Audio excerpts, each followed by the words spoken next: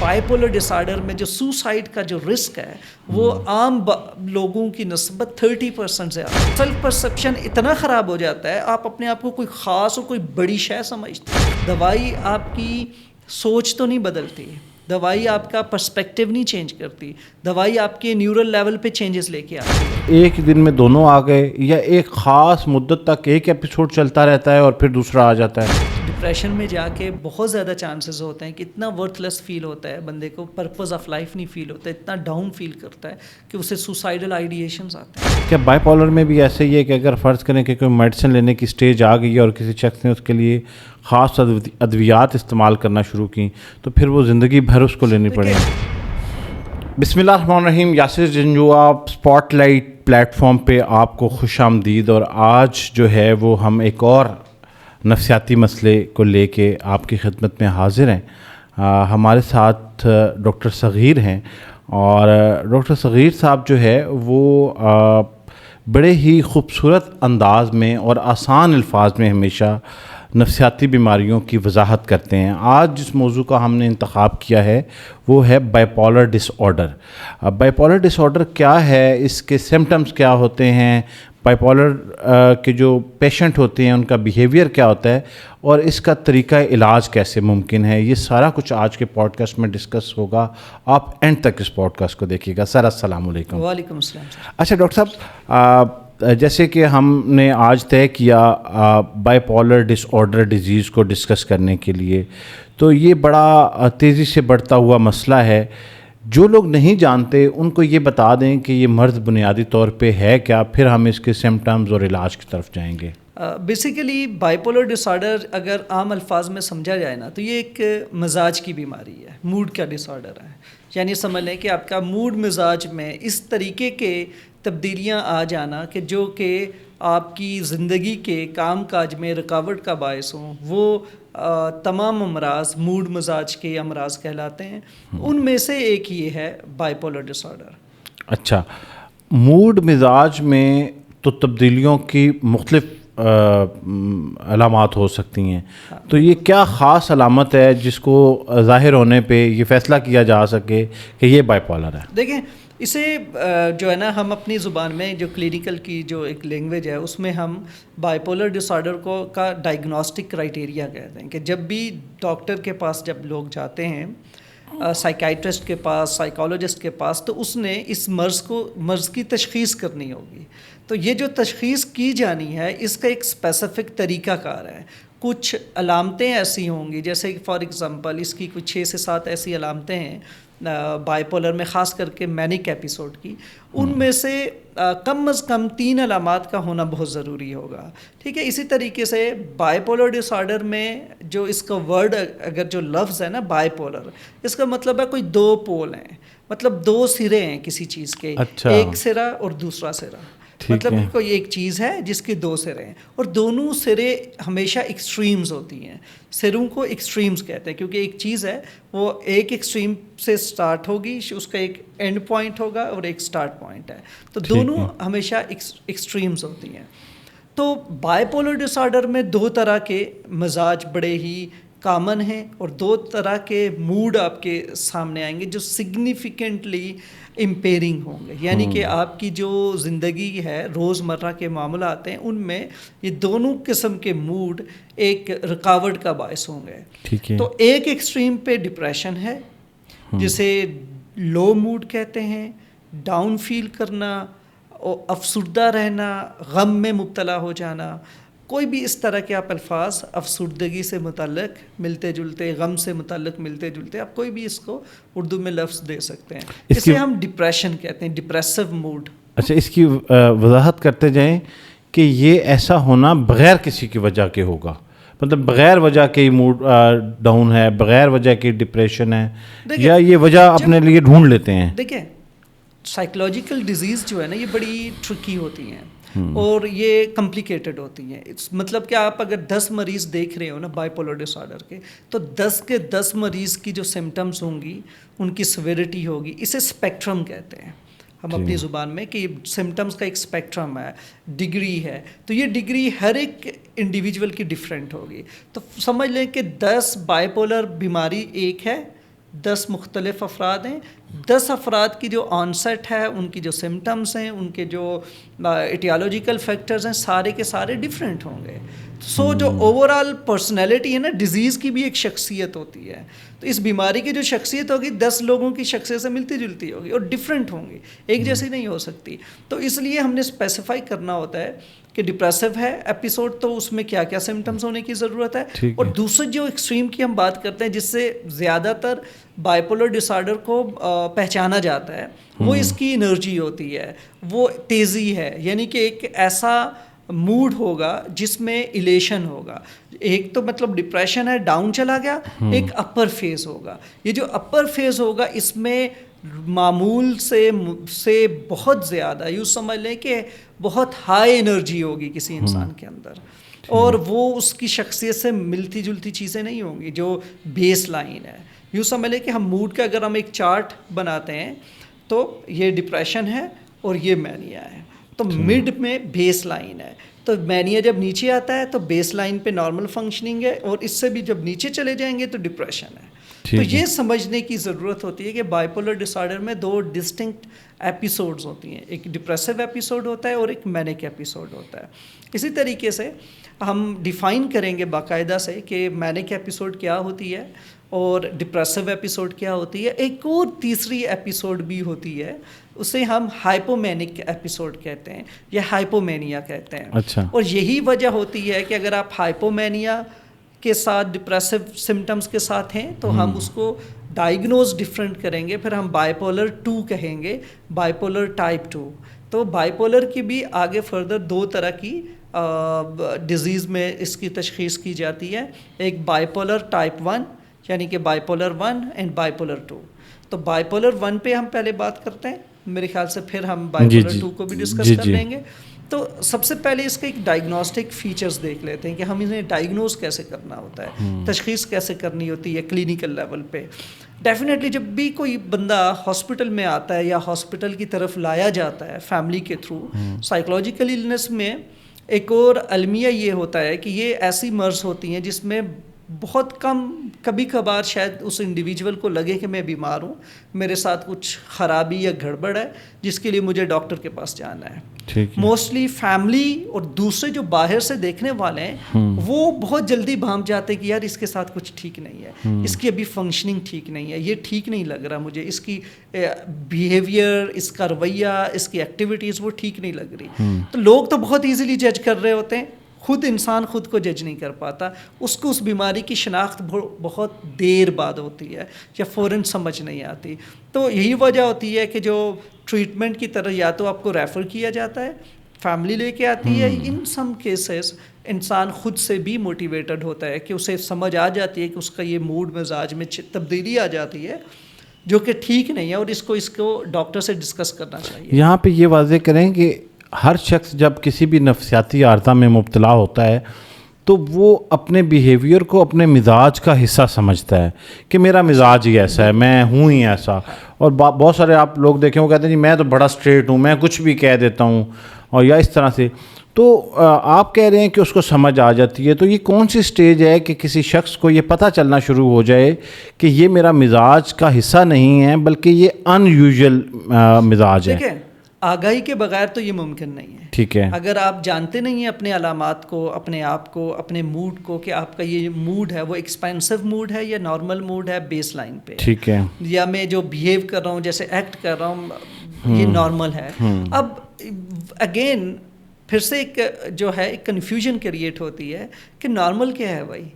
ہر انسان کا اپنا ایک نارمل ہے. جی. سو نارمل بھی جو ہے آپ کو اس کو بھی سائیکولوجیکل گراؤنڈ پہ پرکھنے کی ضرورت ہے کہ نارمل کیا ہے اور میں نارمل کب کیسے ساؤنڈ ہو سکتا ہوں. تو ان کو بھی دیکھنے کی ضرورت ہے. فار ایگزامپل جیسے کہ ولنریبلٹیز ہوتی ہیں، بے شمار لوگ ایسے ہوتے ہیں جو ایٹ رسک ہوتے ہیں، وہ جب بھی کبھی مسائل پریشانی سے دو چار ہوتے ہیں تو ایسی بیماریاں جو آپ کے اندر پہلے سے موجود ہیں انہیں پری ڈسپوزیشن کہتے ہیں. یہ جو ہے ایسے نہیں کہا جا سکتا کہ کون شخص ہے جس میں کس قسم کی بیماری کی پریڈسپوزیشن ہے. یہ ایسے ہی کہہ لیں جیسے کہ زمین ہے, آپ کو نہیں پتا ہمارے پاؤں کے نیچے جو زمین ہے اس کے نیچے کیا کیا ہے, کون کون سی معدنیات ہوں گے, کیا ہوں گے, لیکن ایک سوٹیبل ٹائم, ایک وقت آنے پہ کوئی بھی وہ چیزیں سامنے آ سکتی ہیں, جسے فرٹیلیٹی کہتے ہیں, کہ جیسے ہی فرٹائل لینڈ ہوتی ہے, سوٹیبل کنڈیشنز ہوں گی, سوٹیبل انوائرمنٹ ہوں گے, تو وہ چیز باہر آ جاتی ہے. اب ڈیزیز کے لیے بھی ایک سوٹیبل انوائرمنٹ چاہیے, اسٹریسرز چاہیے, ایشوز چاہیے, ایک اسپیسیفک ایج سے ریلیٹڈ ارلی آنسٹ ہوتا ہے کچھ لوگوں کا, جیسے 17, 16, 18 ایج میں ہے, ٹین ایج اینڈ ہو رہا ہے, ایڈولسنس آ رہی ہے, تو زیادہ تر بائیپولر ڈس آرڈر کا میل کے اندر جو ہے وہ آنسٹ ہوتا ہے. تو یہ اس چیز کی علامت ہے کہ اس کے اندر پری ڈسپوزیشن جینیٹیکل ہے, یا اس میں جو ہے نا فیملیل پیٹرنز ہیں, یا یہ پری ڈسپوز تھا.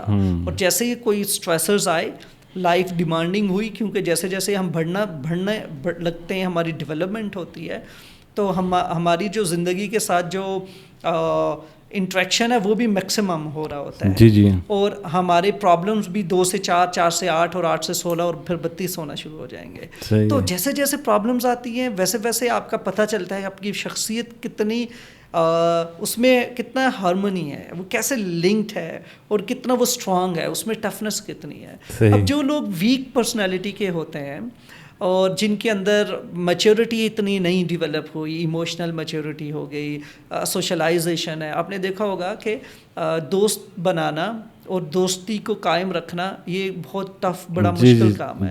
تو اس کے لیے آپ کو ایک اسپیسیفک ایموشنل اسٹیبلٹی اور ایک پرسنالٹی میں میچورٹی چاہیے ہوتی ہے. اور جب رشتے, تعلقات, چیزیں آپ سے دور ہونا شروع ہو جائیں, آپ کی کچھ ایسے رویے یا کچھ ایسے خاص قسم کے کچھ ایسے بیہیویئرل پیٹرنز ہوتے ہیں, تو پھر آپ کو ان چیزوں کے دور جانے پہ تکلیف ہوتی ہے. اب اس تکلیف کو آپ کیسے ہینڈل کر رہے ہو, that will define your psychological health, کہ آپ کے اندر کتنی ٹفنس ہے. اچھا, اگر ہم بائی پولر کی بات کریں تو بائی پولر کا جو مرض ہے یہ کسی مرض کا بائی پروڈکٹ ہے, یعنی میں وضاحت کر دیتا ہوں کہ کسی شخص کو پہلے کوئی اور نفسیاتی مسئلہ ہوتا ہے اور اس کے بعد یہ جنم لیتا ہے, یا یہ اٹ سیلف اپنی ذات میں ایک مکمل بیماری ہے اور اس کا کسی اور دوسرے سے. کلینکل لیول پہ تو ایسا نہیں ہے نا, اس میں یہی ہے کہ اگر آپ بائیپولر ڈس آرڈر آپ کسی کو ڈائگنوز کرتے ہو تو آپ پرائمری ڈائگنوسس دے رہے ہو, آپ کہہ رہے ہو کہ اس بندے کے اندر ایک ہی چیز ہے, وہ بائیپولر ڈس آرڈر ہے, اور یہ جو بیہیویئر اور جو حرکتیں یا جو رویہ وہ اس نے پچھلے اتنے دنوں سے اپنایا ہوا ہے یہ صرف اور صرف بائیپولر ڈس آرڈر کی وجہ سے ہے. پھر آپ تشخیص کرتے ہیں. اگر کوئی اور مسئلہ ہے تو پھر آپ اس کو تشخیص کریں گے, بائیپولر کی تشخیص نہیں کر سکتے.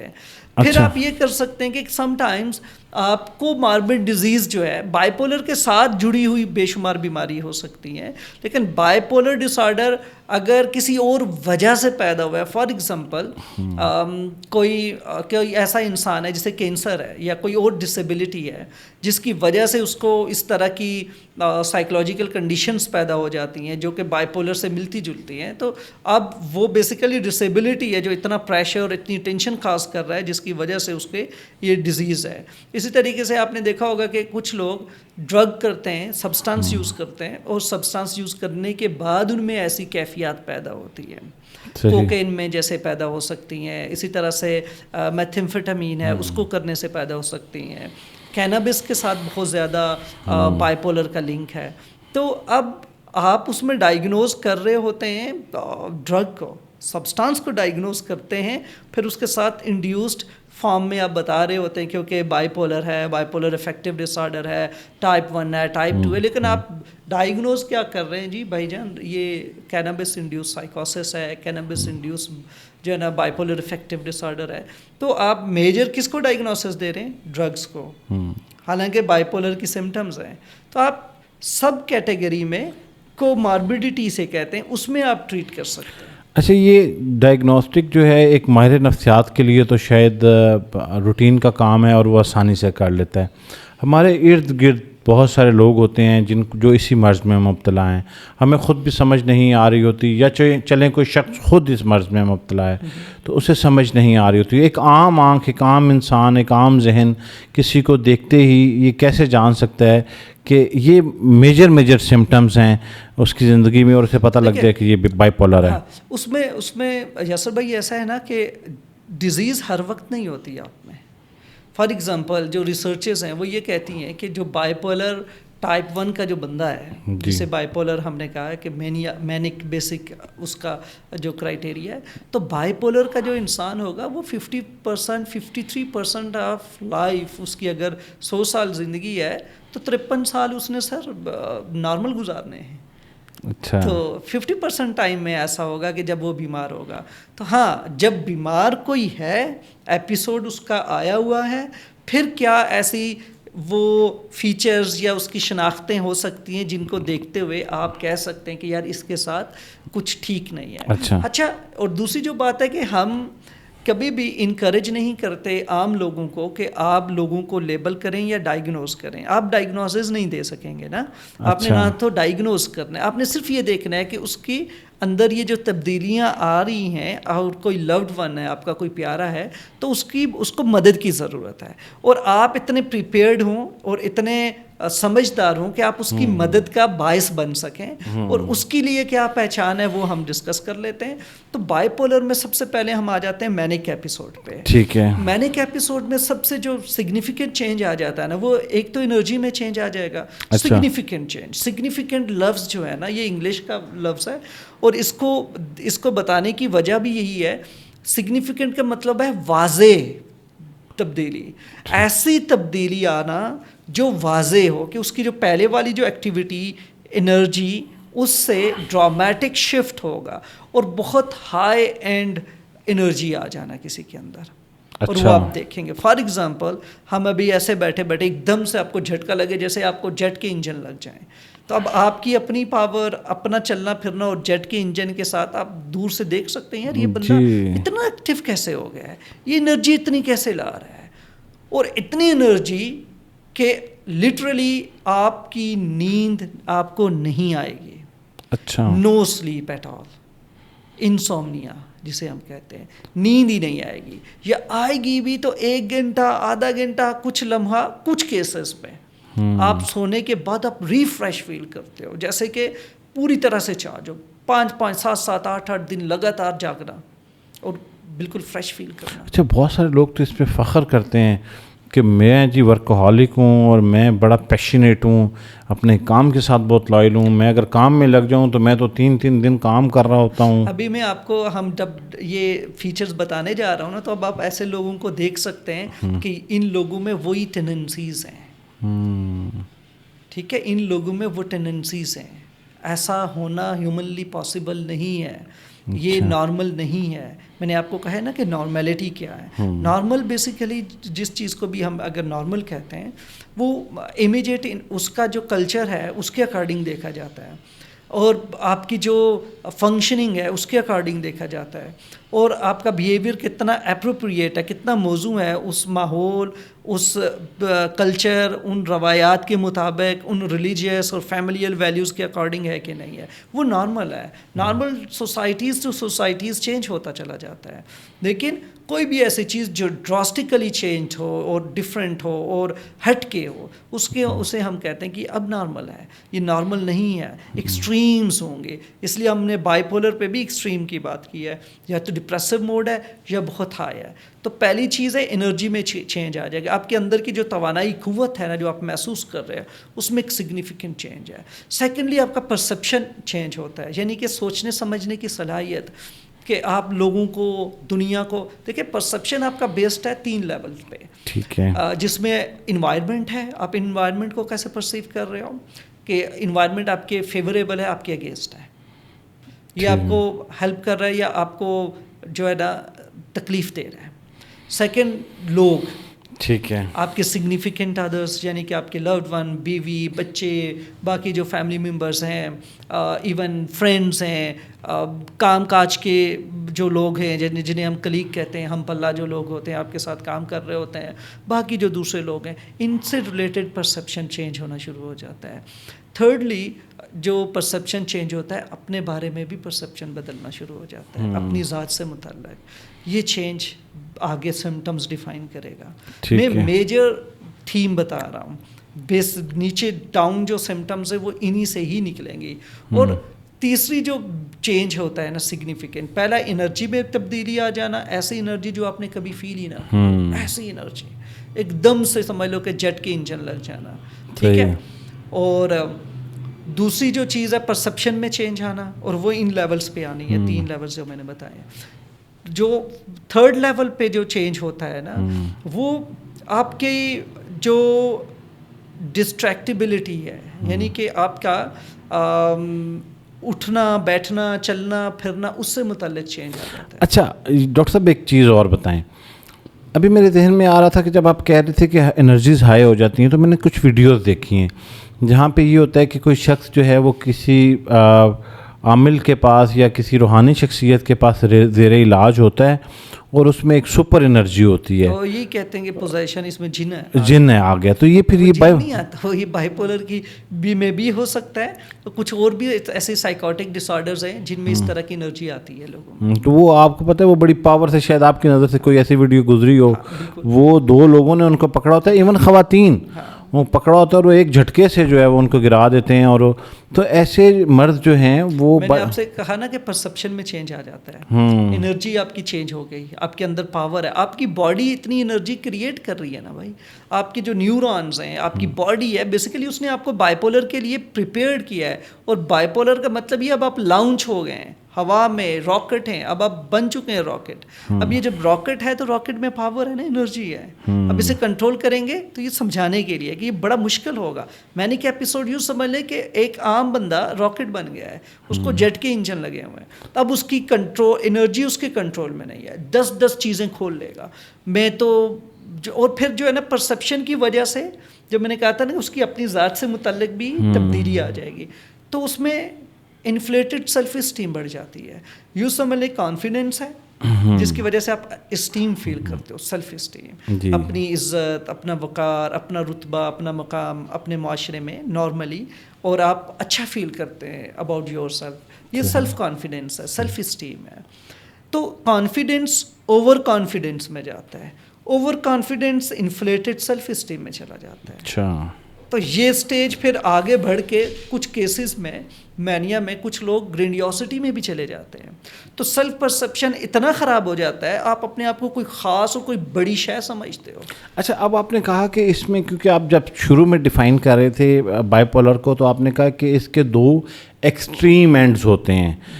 ایک اینڈ تو ایکسٹریم یہ ہو گیا کہ آپ جو ہے وہ ہم بات کریں، ہاں جی، مینیا. ایسا بھی ہوتا ہے کہ دوسری طرف کوئی شخص جو ہے اس کی انرجی بالکل ڈاؤن ہو جائے. یہ ہوگی نا جب ہم یہ والی سمٹمز مینک ایپیسوڈ کی کمپلیٹ کر لیں گے تو پھر ہم ڈپریشن کی طرف جائیں گے. اچھا اگر دوسری سائڈ کو ہم ڈسکس کریں تو اس میں کیا ہوتا ہے؟ مطلب ایک شخص تو ابھی آپ نے یہ کلیئر کر، ڈپریسو ایپیسوڈ ہے نا، کمرے میں بند کر لیا، ٹوٹل اپوزٹ ہے. وہ جو انرجی تھی ایسے لگا کوئی کسی نے، جیسے آپ نے دیکھا ہوگا نا سنک ہے یا باتھ ٹب ہے، جی اس کو آپ نے پانی سے بھرا ہوا ہے، اس میں ایک جو ہے نا ڈاٹ ہوتا ہے جس نے لاک کیا ہوتا ہے، ایئر لاک کیا، آپ اس کو کھولیں کیا ہوگا؟ سارا پانی ڈرین ہو جائے گا. پھر ایسے فیل ہوتا ہے جیسے کسی نے وہ کھول دیا اور آپ کے اندر سے سب کچھ ڈرین ہو گئی، انرجی نکل گئی، ہمت ہی نہیں فیل ہوتی. مطلب اتنی کم ہمتی محسوس ہونا سگنیفیکنٹ چینج. میں نے کیا کہا ہے کہ واضح تبدیلی، ایسی تبدیلی کہ مجھ سے ہاتھ دھونا، کنگھی کرنا، شرٹ چینج کرنا، ایون بیڈ سے اٹھنا میرے لیے ایک بہت بڑا چیلنج بن جاتا ہے. اسے کہتے ہیں نو انرجی اور لیک آف انرجی. اچھا یہ جو ایپیسوڈ آتے ہیں یہ رینڈم آ رہے ہوتے ہیں، مطلب ہے کہ ایک دن میں دونوں آ گئے، یا ایک خاص مدت تک ایک ایپیسوڈ چلتا رہتا ہے اور پھر دوسرا آ جاتا ہے؟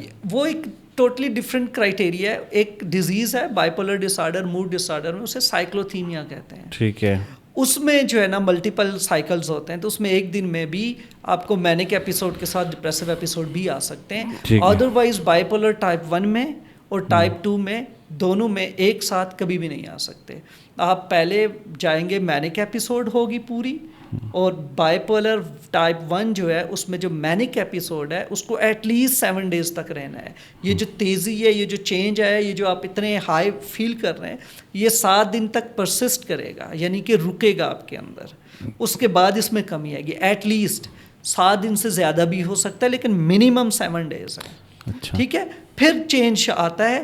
اور سم ٹائمز یہ بھی ہوتا ہے کہ جب انرجی کم ہوتی ہے تو ضروری نہیں ہے کہ وہ اس نے 100% جانا ہے. کچھ کیسز میں یوں سمجھ لیں کہ موسٹلی ایسا ہوتا ہے کہ بائی پولر سے نیچے آتے ہیں تو بیس لائن پہ رکنے کے بجائے, بیس لائن مطلب جو آپ کا نارمل موڈ ہے, نارمل موڈ میں آنے کے بجائے سیدھا ڈپریشن میں چلے جاتے ہیں. کچھ کیسز میں ایسے ہوتے ہیں کہ بائی پولر سے نیچے آتے ہیں اور نارمل موڈ پہ آ کے بیس لائن پہ آ کے چلنا شروع ہو جاتے ہیں, اور پھر ان کا ایپیسوڈ پھر کچھ ٹائم بعد آ جائے گا, 6 مہینے بعد, 2 مہینے بعد, 3 مہینے بعد پھر شاید آ جائے ایپیسوڈ.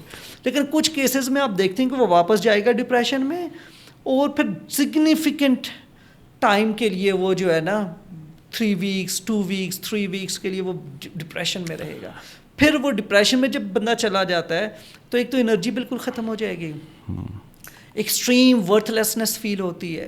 اس میں ہمیں فیل ہو رہا تھا نا کہ میں کوئی بڑی شے ہوں, میرے یہ مقاصد ہیں, میرے یہ پرپز ہیں, میرے یہ پلان ہے, میں نے کل تو جی پریزیڈنٹ بن جانا ہے, میں نے ان لوگوں کو انٹرویوز دے چکے ہیں, ابھی میں وائرل ہو جاؤں گا, ابھی میں نے یہ انویسٹمنٹس کی ہیں, اور میری بڑی جو ہے نا وہ انویسٹرز میرے ساتھ آنے والے ہیں, اور میں تو جو ہے نا یہ بڑے جو دنیا کے ٹائکونز ہیں انہیں میں نے ابھی کراس کر دینا ہے.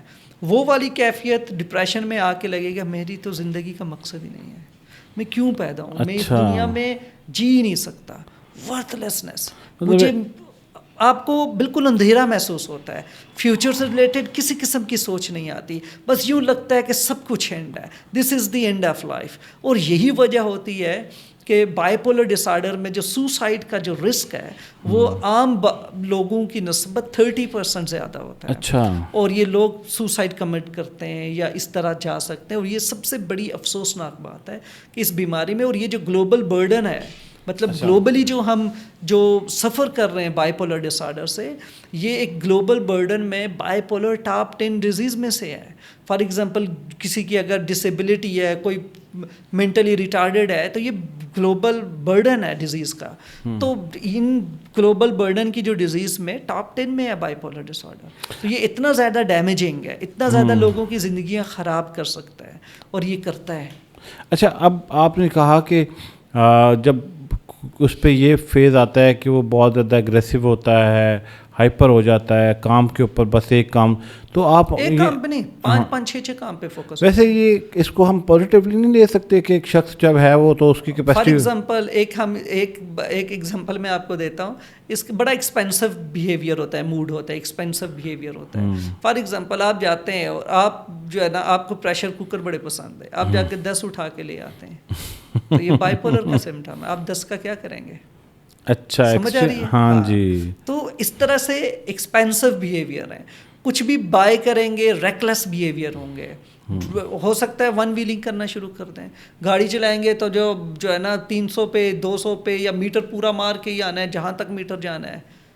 اچھا, اس میں ایج گروپ جو ہے یہ کتنا میٹر کرتا ہے؟ یہ بیماری کس عمر میں آنا شروع ہو جاتی ہے؟ موسٹلی اس کا آنسٹ جو ہوتا ہے نا لیٹ اڈالوسنس ہے, یعنی کہ آپ یوں سمجھ لیں کہ 16-17 سال سے اس میں اس ڈیزیز کا آنسٹ سٹارٹ ہو جاتا ہے. جتنا ارلی آنسٹ ہوتا ہے چانسز اتنا زیادہ ہیں کہ یہ ڈیزیز کی آپ کے اندر پری ڈسپوزیشن ہے, آپ کی جینیٹیکل جو ہے نا یہ ڈیزیز ہو سکتی ہے, فیملیل پیٹرنز ہو سکتے ہیں. اچھا. اگر لیٹر آن کسی سائیکولوجیکل ایونٹ یا ایڈورسٹی کی وجہ سے ہوتا ہے, یعنی کہ کچھ ایسا ہو جاتا ہے جو کہ بڑا ٹرامیٹک تھا, بڑا صدمہ تھا کسی انڈیویجول کے لیے, کوئی زندگی کی کوئی بڑی ناکامی اس کی زندگی میں آئی اور اس کے بعد یہ پیدا ہوتا ہے, اور لیٹر ایج میں پیدا ہوتا ہے. جیسے یہ زندگی کے کسی بھی ایج میں آ سکتی ہے. تو اگر جو ہے نا وہ ارلی اڈالوسنس میں ارلی اڈلٹہڈ میں آتی ہے, یعنی کہ 22, 23, 24, 25 سالوں سے, یا لیٹ میں یا مڈل اڈالوسنس میں, تو اس میں بھی آ سکتی ہے اڈلٹہڈ میں. اچھا, اور جینڈر میں یہ ایکول ہے, میل میں بھی اور فیمیل میں بھی جینڈر ڈفرینسز ہوتے ہیں, لیکن یہ جو ہے اس میں یوں سمجھ لیں کہ جینڈر اتنا سگنیفیکنٹلی امپورٹنٹ نہیں ہے, تو میل میں بھی ہوتا ہے, فیمیلز میں بھی ہوتا ہے. اچھا, یہاں تک تو ہم پہنچے ہیں کہ بنیادی طور پہ بائی پولر ڈس آرڈر کیا ہے, اس کے جو پیشنٹس ہوتے ہیں وہ کس طرح کے سمٹمز کے ساتھ آ رہے ہوتے ہیں. اب چلتے ہیں کہ سر اس کے علاج کی طرف. بہت سارے لوگ ہمارے سوسائٹی میں نفسیاتی مسائل کو کوئی مسئلہ ہی نہیں سمجھتے. وہ کہتے ہیں کہ اگر آپ کو کوئی جسمانی عارضہ ہے تو ڈاکٹر کے پاس جانا ہے, جبکہ نفسیاتی عارضہ جو ہے وہ اپنا بیہیویئرل چینج کنسیڈر کر کے اس کو کیری کرتے ہیں اور بعد میں وہ ایک نفسیاتی مرض بن جاتا ہے. کتنا ٹائم لگتا ہے اس ڈیزیز کو کیور کرنے میں, اگر کوئی شخص یہ فیصلہ کرے اور کسی علاج گاہ میں پہنچ جائیں؟ سر بیسڈ کرتا ہے یہ کرونیسٹی پہ کہ اس کا آنسٹ یعنی کہ یہ بیماری کب شروع ہوئی تھی, کتنا عرصہ گزر چکا ہے, اور کتنے اس عرصے میں آپ نے اس کا ٹریٹمنٹ نہیں کیا. ٹھیک ہے, جتنا وہ کہتے ہیں نا اسٹیچ ان ٹائم سیوز 9, کہ جتنا پہلے کوئی کام کرتے ہیں آپ اتنا زیادہ پریونٹیو لیول پہ ہوتے ہیں. فار ایگزامپل جیسے ہی آنسٹ ہوا, ارلی سمٹمز آئی اور آپ ٹریٹمنٹ پہ چلے گئے, ریکوری کے چانسز بہت جلدی اور بہت بہترین ہوتے ہیں. اچھا. اور پیشنٹ کے اندر انسائٹ بھی ڈیولپ ہو جاتا ہے. اور پیشنٹ میں ڈیزیز آئی, پہلے تو گھر والوں نے کہا کہ ہمیں مستی کرتا ہے, اس کا ہمیں رویہ ہے, یہ ایسا ہی ہے, 2 دن کی ایسی چیزیں ہیں, اس پہ یہ سختی کرو وہ سختی کرو, اپنے ٹوٹکے جو ہے نا وہ استعمال کرتے ہیں. اس میں ٹائم گزر گیا, پھر پتہ چلا تو نہیں یار کسی کی نظر لگ گئی ہے, اچھا کوئی بد نظر ہو گیا ہے, اچھا آپ کیا نظریں اتارنا شروع کر دیں گے. پھر پتہ چلے گا نہیں یار وہ کسی نے تو کہا ہے کہ جی اس کے جو ہے نا گھر سے اس کے کپڑے کٹے ہوئے ملے ہیں. اکثر فیملیز کہتے ہیں اس کے کپڑے ملے تھے نا پرانے, کٹے ہوئے تھے, اس کے جو ہے نا ادھر ادھر اس طرح کی چیزیں. تو پتہ کیا حساب نکالا ہے تو حساب میں تو جادو آیا ہے. تو وہ کپڑے کون کاٹتا ہے؟ یہ ٹائم پتہ نہیں کون کاٹتا ہے, اور یہ کٹے ہوئے کپڑے کیوں مل جاتے ہیں لوگوں کو, یہ بھی جو ہے نا ایک مسٹری ہے جس کو جو ہے نا چیک کرنا پڑے گا کہ مسٹری یہ کہاں سے سالو ہونی ہے. پھر کیا ہوتا ہے کہ اب وقت ضائع ہو رہا ہے, مریض تو بیمار ہے, آپ اس کو عاملین کے پاس لے کے جا رہے ہیں, آپ اسے اس کا جن نکال رہے ہیں, آپ اس کی نظر اتار رہے ہیں, اتنا کرتے کرتے اتنا وقت گزر جاتا ہے کہ وہ اپنی زندگی میں بہت پیچھے رہ جاتا ہے. کیونکہ یہ ایج ایسی ہوتی ہے, ارلی اڈلٹہڈ ہے, لیٹ ایڈالسنس ہے, یا تو وہ اسکول کالج میں یا یونیورسٹی میں اکیڈیمکس میں ہوگا, یا جاب کا ارلی کیریئر ہوگا. ابھی جاب جمعہ 8 دن ہوئے ہوں گے, ریسنٹلی سٹارٹ کی ہوگی, تو اس میں بیمار ہو گیا, جاب سے نکل گیا, اسکول سے نکل گیا, بچے آگے نکل گئے, کلیگز آگے نکل گئے. اب اس کو ریالٹی میں آنے میں بھی پرابلم ہو رہا ہے کہ وہ بہت پیچھے رہ گیا ہے, اور آپ اس کو ادھر ادھر گھما رہے اور ٹریٹمنٹ کے لیے نہیں آئے. تو ایٹ دی اینڈ آپ یوں سمجھ لیں کہ اتنا کچھ کرنے کے بعد آخری ریزورٹ کے طور پہ آپ آتے ہو کہ چلو جی بس یقین نہیں ہوتا, ٹرائی کر لیتے ہیں, ڈاکٹر کے پاس چلے جاتے ہیں, سائیکیٹرسٹ کے پاس جائیں گے. تو پہلی اپروچ یہ ہے کہ آپ ٹرسٹ ہی نہیں کر رہے ہو سائیکیٹرسٹ کو, کیونکہ سائیکیٹری کو آپ نے لاسٹ ریزورٹ رکھا ہوا ہے. پاکستان کا المیہ یہ ہے. اچھا, یہ پیشنٹ اب خود کو بھی کوئی نقصان پہنچاتے ہیں فزیکل؟ جیسے میں نے کہا ہے کہ جب یہ سویئر ڈپریشن میں چلے جاتے ہیں, موڈ کا جو سیکنڈ وہ ہے شفٹ ہے ڈپریشن, تو ڈپریشن میں جا کے بہت زیادہ چانسز ہوتے ہیں کہ اتنا ورتھ لیس فیل ہوتا ہے بندے کو, پرپز آف لائف نہیں فیل ہوتا ہے, اتنا ڈاؤن فیل کرتا ہے کہ اسے سوسائڈل آئیڈیشنز آتے ہیں. اسے یہ تھاٹس آتے ہیں کہ وہ اپنی زندگی لے لے, اپنی زندگی خودکشی کر سکے. تو ایسے لوگ پہ سوسائڈ کر لیتے ہیں. ایک تو یہ ہے, اور دوسرا یہ کہ جیسے اوپر والے موڈ میں جب جاتے ہیں تو ریکلیس بیہیویئر ہوتے ہیں, بہت تیز ڈرائیو کرتے ہوئے ایکسیڈنٹ ہو سکتا ہے. اچھا, نفسیاتی امراض میں نا ایک میتھ ہے, عموماً لوگ سمجھتے ہیں کہ جب اس کا علاج شروع کرا دیا جائے تو اس کے ساتھ آپ کو کوئی میڈیسن اگر کوئی سائیکیٹرسٹ پرسکرائب کر دے تو وہ زندگی بھر کے لیے ہوتی ہیں. کیا بائی پولر میں بھی ایسے ہی ہے کہ اگر فرض کریں کہ کوئی میڈیسن لینے کی سٹیج آ گئی ہے اور کسی شخص نے اس کے لیے خاص ادویات استعمال کرنا شروع کی تو پھر وہ زندگی بھر اس کو لینی پڑے گی؟ جیسے ہم نے کہا کہ ہم نے ڈفرینٹ جو میٹا انالیسز اور ریسرچز کا میں نے آپ کے ساتھ شیئر کیا ہے. جی. اب وہ ریسرچز یہ کہہ رہی ہیں کہ 50% آف دی ٹائم آپ ٹھیک رہتے ہو, 50% آپ بائیپولر ٹائپ 1 میں بیمار رہتے ہو. ٹھیک ہے. اب 50% کا مطلب یہ ہے کہ آپ جو ہے, اور آپ میرے خیال سے 15% جو ہے نا آپ ڈاؤن فیلنگز میں جا سکتے ہو. تو یہ تقریباً 60-65% بن جاتا ہے جس میں آپ بیمار رہتے ہو. باقی آپ کا 40%, 45% آپ کی جو ایج ہے وہ آپ بالکل نارمل ہو. تو جب وہ 45% جو آپ کی ایج ہے اس میں آپ دوائی نہیں کھا سکتے نا, آپ بالکل ٹھیک ہو. ایک تو یہ دیکھنے کی ضرورت ہے. دوسرا, جب بھی کوئی ٹریٹمنٹ سٹارٹ کیا جاتا ہے کہ اس کا ایک سٹارٹ پوائنٹ ہوگا, اس کا ایک اینڈ پوائنٹ ہوگا. جی ہم کیا کرتے ہیں کہ ہم جیسے پریکٹس جو ہے نارمل پریکٹس وہ یہ ہے کہ ڈاکٹر کے پاس آئے, دوائی لکھوائی, پرچی چیک کروائی. اس کے لیے ٹریٹمنٹ کو سمجھنا بہت ضروری ہے کہ بائی پولر اور کوئی بھی سائیکولوجیکل ڈیزیز جو ہے اس کی جو پیور اور کمپلیٹ ٹریٹمنٹ جو ہوتا ہے وہ کمبینیشن ہے, combination of medication with psycho therapy. اب سائیکو تھراپی لیتے نہیں ہیں صحیح, اور ہم سائیکائٹرسٹ کے پاس جا کے 3-4 سالٹ لکھوا لیتے ہیں, میڈیسنز ادویات لکھوا لیں اور پھر ہم چلے جاتے ہیں. کچھ تو واپس فالو اپ پہ بھی نہیں آتے اور کچھ وہ لائف لانگ پرسکرپشن لے لیتے ہیں. بس ٹھیک ہے کیوں میں گیا تھا, گھر گیا ہوں, وہ دوائیاں کھائی, بڑا اچھا فیل ہوا, آن ریکوری بھی ہوتی ہے, اور اس کے بعد وہ کہیں گے بس ٹھیک ہے اب میں اپنی مرضی سے کھاتا رہوں گا, جب بیمار ہوں گا تو دوائی نکال لوں گا نا. تو آپ کو ایک کنٹینیوسلی ایویلیویشن اپنی چاہیے. 15 ڈیز میں آپ اپنا مینٹل اسٹیٹس ایگزامینیشن کے لیے سائیکیٹرسٹ کے پاس آئیں. آپ اپنے بیہیویئر کو کیسے موڈیفائی کر سکتے ہیں, کیسے کوپ کر سکتے ہیں. جب آپ بائی پولر میں جائیں گے, مینیا میں, تو آپ نے کیا کیا چیزیں کرنی ہے, کیا کیا کر سکتے ہیں تاکہ آپ کی فنکشننگ ڈسٹرب نہ ہو, اپنا کام کاج بھی پورا کر سکیں, آپ اپنی سلیپ بھی حاصل کر سکیں اور اپنی میڈیکیشن اور چیزیں بھی ٹھیک سے کر سکیں. یہ سارا کام جو ہے نا آپ کو سائیکو تھراپی سکھائے گی. تو آپ فنکشنل رہ سکتے ہیں بائی پولر کے ساتھ اور کسی بھی نفسیاتی بیماری کے ساتھ, لیکن اس کی جو شرط یہ ہے کہ آپ کو ایک کمپلیٹ علاج کی ضرورت ہے. اچھا, اس علاج میں ادویات کا استعمال ضروری ہو جاتا ہے یا صرف کاؤنسلنگ سیشن سے بھی سیٹ ہو سکتا ہے؟ نہیں, آپ کو جب آپ کو بائی پولر ٹریگر ہو جاتا ہے تو اس وقت آپ کی یہ کلینکل کنڈیشن ہے, اس میں آپ کے لیے یہ بہت ضروری ہے.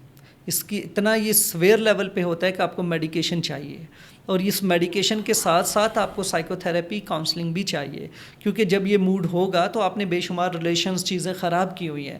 تو سٹریس کو کیسے ڈیل کرنا ہے, لائف سے کیسے کوپ کرنا ہے, واپس ریہیبلیٹیٹ کیسے ہونا ہے, اپنے جو آپ کا امیجیٹ انوائرمنٹ ہے اس میں واپس بھی تو جانا ہے نا.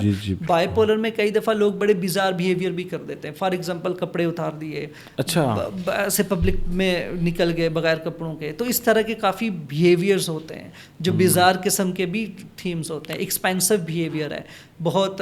تو اس میں آپ پھر کیا کرتے ہو کہ آپ نے کچھ اس طرح کی حرکتیں کی ہوتی ہیں. پھر کئی دفعہ آپ کلیم بھی کر لیتے ہو کہ میں فلاں ہوں یا میرے پاس یہ پرسنالٹی ہے. تو آپ نے آؤٹ آف دیٹ ایپیسوڈ آپ نے بہت چیزیں خراب کی ہوتی ہیں. تو ان سے ریلیٹڈ آپ کو پراپر سائیکو تھراپی سے ہی ہیلپ ملے گی. دوائی آپ کی سوچ تو نہیں بدلتی, دوائی آپ کا پرسپیکٹیو نہیں چینج کرتی, دوائی آپ کے نیورل لیول پہ چینجز لے کے آتی ہے, انرجی کو ٹھیک کر لے گی, آپ کی سلیپ امپروو کر لے گی. تو سائیکو تھراپی بیسیکلی آپ کو اس لائف سے دوبارہ ڈیل کیسے کیا جائے, لائف میں واپس مین اسٹریم میں کیسے آیا جائے, جاب کو کیسے حاصل کیا جائے, فیملیز کو, ریلیشن شپس کو کیسے ریبلڈ کیا جائے. اسپاؤزل ریلیشن شپ بھی خراب ہو جاتے ہیں وائف کے ساتھ, ہسبینڈ کے ساتھ, جو بھی ان میں سے بیمار ہے تو اس نے باقی رشتے خراب کیے ہوتے ہیں. ان ساری چیزوں کی سر آپ کو سائیکو تھراپی اور آپ کو مدد کی ضرورت ہے. یہ بہت امپورٹنٹ ہے. کوئی ایسی اسٹیج ہے اس کی اگر کچھ لگے کسی بندے کو کہ یہ میرے سمٹمز بہت ارلی ہیں اور اس کے ارد گرد لوگوں کو بھی لگے, تو کیا گھر پہ اس کا علاج ممکن ہے؟ ہوم ریمیڈیز ہیں کوئی اپنی عادات میں آپ بتا سکیں, یا اپنی ڈیلی لائف میں کچھ چیزیں اگر کوئی شخص ایڈ کرے تو وہ اس سے واپس؟ جب بیماری کا آغاز ہو جائے پھر تو آپ کو کلینکل ہیلپ کی ضرورت ہے. ٹھیک ہے, پھر تو آپ گھر کا کوئی بھی ٹوٹکا استعمال نہیں کر سکتے, وہ کام نہیں آئے گا. ہاں, کچھ ہیلدی ہیبٹس ضرور ہیں جو آپ کو ہیلپ کریں گی کہ آپ کا موڈ مزاج ٹھیک رہے فار نارمل ہیومن بینگس. مطلب کہ جیسے ایک آپ نے عام بات سنی ہوگی موڈ سوئنگ. جی بالکل, کہ یار وہ میرا موڈ جو ہے نا اوپر نیچے ہوتا رہتا ہے, اتار چڑھاؤ آتے ہیں, اگریسو ہو جانا, غصہ کرنا, چیخ جانا, یہ کرنا وہ کرنا, چھوٹی چھوٹی بات پہ جو ہے نا وہ بھڑک جانا, چھوٹی چھوٹی بات پہ اوورلی ریئیکٹ کرنا. اب یہ مینیا نہیں ہے, مینک نہیں ہے, بندہ بائی پولر نہیں ہے, لیکن اس کے اندر یہ جو ہے نا ٹینڈنسی ہے کہ اس کا موڈ ایک دم سے چینج ہوتا ہے, وہ بڑا ریئیکٹیو ہے. اب اس ریئیکٹیوٹی کو, ایموشنل ریئیکٹیوٹی کو ریگولیٹ کیا جا سکتا ہے. ایموشنز پہ کام کیا جا سکتا ہے. اب اگین وہی میں آپ سے کہہ رہا ہوں کہ اب یہ وہ ساری چیزیں ایموشنز, سیلف کانسیپٹ ہے, آپ کا پرسیپشن ہے, آپ کی آئیڈینٹی, پرپز آف لائف, اب یہ وہ ساری چیزیں جس میں آپ کو کسی مینٹور کی ضرورت ہے, کسی سائیکالوجسٹ کی ضرورت ہوگی. آپ خود سے نیویگیٹ نہیں کر سکتے ان چیزوں کو, کیونکہ آپ ان کو نیویگیٹ خود کرنے کی کوشش کریں گے آپ کہیں اور نکل جائیں گے, کیونکہ آپ کے پاس کوئی سپرویژن نہیں ہے. تو لائف میں کچھ ایسی بھی چیزیں جن میں آپ کو سپرویژن کی ضرورت ہے. فار نارمل ہیومن آپ اپنی ویلنس پروموٹ کر سکتے ہو ان چیزوں کو نیویگیٹ کرتے ہوئے وتھ سائیکالوجسٹ. تو سائیکالوجسٹ کے پاس یہ نہیں ہے کہ آپ بیمار ہوں گے تو تبھی آئیں گے. آپ سائیکالوجسٹ کے پاس اپنے آپ کو بہترین انسان بنانے کے لیے آ سکتے ہیں. میں بہت اچھا ہوں, مزید بہترین ہونا چاہتا ہوں, تو وائی ناٹ. آپ اپنے اندر چینج لا سکتے ہیں, اپنے بیہیویئر, اپنے پیٹرنز, جیسے آپ اپنے اندر خوش اخلاقی لا سکتے ہیں. جی. اب اخلاقیات کا جو درس ہے اس کے چھوٹے چھوٹے ٹریٹس ہیں. فار ایگزامپل صبر ہے, تو صبر کو پریکٹس کیسے کرنا ہے. ٹھیک ہے. ہمارے یہاں ہمارے ذہن میں صبر کی ایک ہی ویلیو ہے, اور جب ابا مر جائیں گے, جب اماں مر جائیں گی, جب بچہ کو کچھ ہو جائے گا, جب مجھے کچھ ہو جائے گا, جب کوئی نقصان ہو جائے گا, کاروبار چلا جائے گا, تو میں نے صبر کا وظیفہ پڑھنا ہے. مطلب ہر وہ کنڈیشن جہاں آپ انسان کو لگے کہ مجھ پہ آزمائش آئی ہے, صبر کو آزمائش کے ساتھ لنک کیا ہوا ہے, اور یہ بڑی آزمائشوں کے ساتھ. حالانکہ صبر کا مطلب یہ بھی ہے کہ میں گناہوں سے دور رہوں, یہ بھی صبر ہے. تقویٰ میں رہنا, پرہیزگاری میں رہنا, تقویٰ یہ صبر کی دوسری جو سمجھ لیں کہ لیول ہے. اور پہلا لیول کیا ہے صبر کا, کہ آپ جو آپ کے ساتھ موجود صاحب حکم ہیں ان کی حکم ادھوری نہ کرو. حکم آپ بجا لاؤ, فرما برداری کرو, ماں باپ کا کہنا مانو, گھر والوں کا کہنا مانو. باس ہے, ادارہ ہے, تو جو لوگ پاور رکھتے ہوں, پازیٹیو پاور, میں یہ نہیں کہ کوئی جو غلام بنانا چاہے آپ کو, جو آپ کے پاس پازیٹیو پاور ہے اس کے سامنے اس کی بات کو ماننا اور اس کے مطابق چلنا, یہ بھی ایک صبر ہے. لیکن یہ ساری چیزیں ہمیں پریکٹس کیسے کرنی ہے, جب تک ہم انہیں جانیں گے نہیں ہم پریکٹس نہیں کر سکیں گے. تو جب آپ کسی کو کہو گے کہ فرما برداری صبر ہے, پہلے اس کی پریکٹس کرو کہ فرما برداری, سے یس ٹو ادرس, سے یس ٹو ایلڈرس. آپ کے بڑے بھائی ہیں, آپ کے والدہ ہیں, آپ کے بہن ہیں, بچوں کو جب آپ یہ سکھاؤ گے کہ یہاں سے صبر, تو بچہ وہ پھر صبر سیکھتے سیکھتے وہ بڑا صبر کر لے گا. پھر کیا ہوتا ہے کہ آپ سوچ کے بیٹھے ہو کچھ ہوگا تو میں صبر کروں گا, پریکٹس میں ہے ہی نہیں. تو جب آپ کے اوپر مسئلہ آئے گا, آپ صبر یقین جانے آپ سے نہیں ہوگا, آپ بوکھلا جائیں گے. زبردست. اچھا ڈاکٹر صاحب, اب آپ کو لگ رہا ہے کہ اور سوال ہونا چاہیے یا ہم نے ٹاپک کو کلیئر کر لیے؟ کافی حد تک کر لیے. مینٹل ہیلتھ سے ریلیٹڈ کوئی اور اگر آپ کو نہیں اسی کو کلوز کرتے ہیں. اچھا ڈاکٹر صاحب, آپ نے بڑی وضاحت سے بائی پولر کو ڈسکس کیا. ہم ڈاکٹر صغیر صاحب کے ساتھ نفسیاتی بیماریوں کے اوپر پروگرام کرتے ہیں اور یہ سیریز آپ لوگ دیکھ رہے ہیں. اگلی دفعہ ہم کسی نئے نفسیاتی مسئلے کے ساتھ آپ کی خدمت میں حاضر ہوں گے. لیکن اس کے ساتھ ایک اور بڑی اہم چیز ہے. اگر آپ کو لگتا ہے کہ آپ کے ارد گرد کوئی بھی شخص کسی بھی نفسیاتی مسئلے کا شکار ہے, اس ایپیسوڈ کی ڈسکرپشن کے سیکشن میں آپ چلے جائیں. اس ڈسکرپشن کے سیکشن میں ڈاکٹر صاحب کا نمبر آ رہا ہے. آپ اس نمبر پہ رابطہ کر کے اپنی کنسلٹیشن بک کر سکتے ہیں, اپوائنٹمنٹ لے سکتے ہیں اور ڈاکٹر صاحب سے رابطہ کر سکتے ہیں. اور یقیناً اس پوڈ کاسٹ سے بھی آپ کو بہت کچھ سیکھنے کو اور سمجھنے کا موقع ملا ہوگا. اور باوجود اس کے آپ کے بہت سارے ذاتی نوعیت کے سوالات ہوں گے. اس کے ساتھ ساتھ کومنٹ سیکشن میں اپنی کیوریز ضرور بھیجیں اور ہمیں یہ بتائیں کہ آپ کیا چاہتے ہیں کہ کس نفسیاتی مسئلے کے اوپر بات کی جائے. آپ سب کا بہت بہت شکریہ. ڈاکٹر صاحب آپ کے وقت کا بہت شکریہ. اور نیکسٹ ایپیسوڈ میں ہم نے جیسے کہ ابھی بتایا بھی کسی اور نفسیاتی مسئلے کو لے کے بات کریں گے. تھینک یو سو مچ جی, بہت شکریہ سر.